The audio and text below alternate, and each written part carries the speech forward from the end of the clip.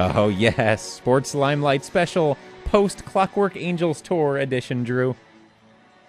Bill, that was awesome. That sounded just like the concert. Oh, because it was. Oh, Someone got not a bad recording there of Subdivisions. yeah? Yeah, dude, bootlegs. We'll take it, of course, Subdivisions, the first song that they started with. Yes, what a great intro.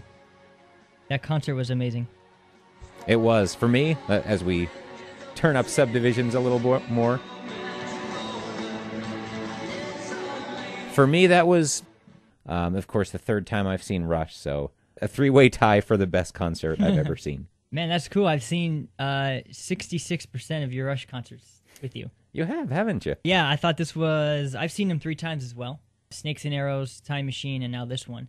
So same as me, just Yeah. we didn't see the first one together. That's right. And I think Time Machine is by far the best. Time Machine with the entire moving pictures. Mm-hmm. Yeah, I simply can't choose. I love the differences in the set lists of all 3 shows. Yeah, as has been said by you and many other Rush fans, there's no such thing as a bad Rush show. Mm-mm. It was pretty awesome. I think Neil was on his game on Sunday. Yeah, but he's always perfect. He's like a computer. Yeah, that's right. I could tell on when they showed him on the big screen, like in the first 3 songs, he was like smiling sometimes. So you knew he was nice. just in the zone. Yeah, having fun. And I love that there were 3 drum solos in this one. 1 long one and 2, probably, 60 to 90 second Yeah. ones in the middle of songs. Yeah, and that one, like techno or electronica one was kind of neat. Yeah, during Where's My Thing, right? Yeah. I think that was the second of 3. Yeah, Where's My Thing? What a cool instrumental. Yeah, first time they'd ever played that live, as far as I know. At least it's not on any other release, Right. for Right. sure. Yeah. We got 9 songs from Clockwork Angels. That was great to hear. You know, that I wanted to comment on that. That was pretty brave of them to play all those songs in a row. Yeah, You know, especially with maybe the Fairweather fans or the older crowd that wanted to hear the older, newer, or the older hits. right. That was pretty brave of them to do that. It shows their confidence in that material, too, because if they would have done that probably with Snakes and Arrows, people would have been, all right, that's enough Snakes and Arrows songs, Yeah. get back to the classics. Yeah, play Tom but- Sawyer, damn it. Yeah, but these songs are so good. Hey, keep going. Yeah, they went with the hits Tom Sawyer and YYZ and whatnot. But I'm surprised that they dropped like Limelight. Yeah. For some of the other ones. So No Free Will either. yeah, exactly. So I think that was kind of cool that they, being us as being pretty good fans and hearing that all the time. I think Yeah. it's nice that they brought in some other songs. Yeah, I imagine it was fun for them to play some of these songs they hadn't brought out in 30 years, like almost the whole first half going down after Subdivisions. The Big Money, Force 10, Grand Designs, Yeah. Middletown Dreams, love that. Territories, Analog Kid, The Pass, Where's My Thing, and then Far Cry. So almost that whole first run there. Deep cuts. Man, I love when they do that. That was awesome. There were 4 songs, if I could have added to this, 4 also deep tracks from the 80s I would have chosen. They would have been After Image, Lock and Key, Prime Mover, and Emotion Detector. Nice. If I could choose and ask them to play 4 more, it'd be those 4, I think. Yeah, anything other than Moving Pictures, I think would have been fine with me. Yeah. 'Cause I heard that whole album last year. Right.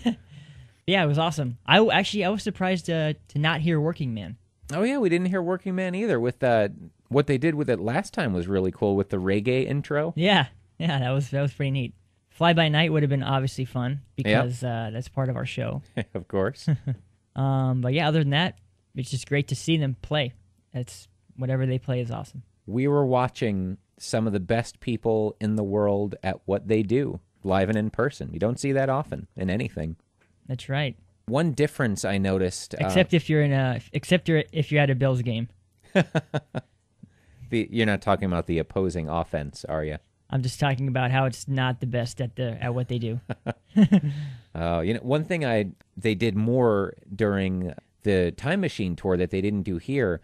We mentioned the Working Man reggae intro. They also had, I think, what would you call that polka? Do you remember La Via Strangiato? What they did there with the beginning of that? Yeah, I'm not really into polka, but I guess it sounded like it. Yeah. So it seemed like they kind of made an effort the last time to let's experiment and do silly things, silly preludes to our classic songs. Right. That was neat. And they can get away with it. Oh yeah. All that stuff. Of course, they also made funny videos, little skits to show us in between their playing. That I always look forward to seeing what kind of characters they play in those. I liked how when that guy rang the doorbell, it was Closer to the Heart intro. Oh yeah, that was neat. Ding, ding, ding, dee, dee, dee. So that was cool. When do you reckon they'll be back? Man, I hope they come back next year. Even if it's not to promote a new album, just tour again, play the more hits, play some more deep tracks. We'll take it. We'll be there. Hey, what about this? What would you be excited, or would you consider an acoustic Rush tour? Interesting. They've never really delved into that other than the R30 tour when they did Resist, kind of unplugged without Neil. Okay. And it might have been on the Rio DVD as well. Other than that, I can't think of an acoustic thing they've done in concert. Or maybe not so much acoustic, but more unplugged. Yeah, that'd be interesting. How would Neil sound unplugged? That's right. Because his drumming is so hard and precise. Mm-hmm. You don't picture that Alice in Chains unplugged sound. Yeah, It's just quick, go soft. Yeah. Cool. Hey, I wouldn't be surprised if they tried it because they're always innovating. Always. Mm-hmm. I think as one of them put it on the Beyond the Lighted Stage DVD, they're always trying to find the next Rush or the better Rush or the new Rush, something like that. Right. So we'll come along on the journey with them, right? Absolutely. Well, it was a blast, Drew, and it was awesome to go with you and my wife. Thanks, Bill. I appreciate you dragging me along to that horrible show. I'm just kidding. It was great. I can't wait to do it again. You had some good contrarian zingers there. Oh yeah, during the show. I was just trying to get a rise out of anybody around me, especially you. I was like, you suck. And I think I remarked like, oh, these guys are just one-hit wonders. Man, I was booing during Neil's drum solo.